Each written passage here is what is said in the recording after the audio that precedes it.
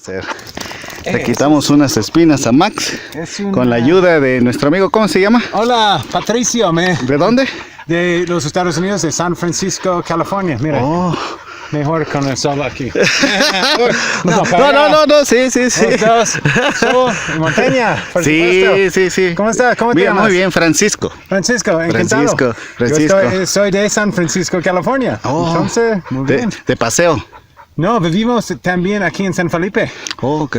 Como medio año aquí, otro allá, Oh. en San Francisco, en los Estados. Qué bueno, Entonces, bienvenido. Dos vidas. Dos vidas. Tenemos un hijo, mi esposa y mí, tiene 5 años en la escuela aquí en San Felipe. Oh, qué bien, qué bien.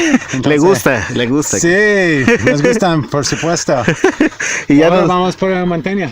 y ya nos ayudó a quitarle unas espinas a Max. ¿Ah, sí? Se llama Max, ¿eh? Max se llama, Me Max. encanta Es una Tengo un buen preciosidad. amigo a mí, se llama Max. ¿Ah, sí?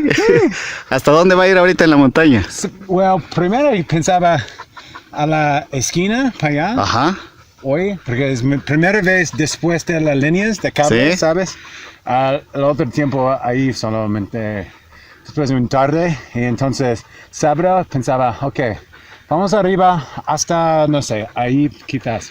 Pero estoy bien ahora, entonces cada hora tengo 10 minutos. Descansa. Descansa, meditación, reloj. Y después, entonces, empezando a las 8 abajo. ¿Y usted? También a las 8 ¿A las empezamos. 8? A las 8. Bueno, ¿y dónde vas? Allá nada más, a donde está ese camino, donde termina ese camino blanco. ¿Hay un camino aquí? Sí, ahí hay camino. No conozco. Ahorita nos vamos. Muy bien. Bienvenido, Gracias. Bienvenido.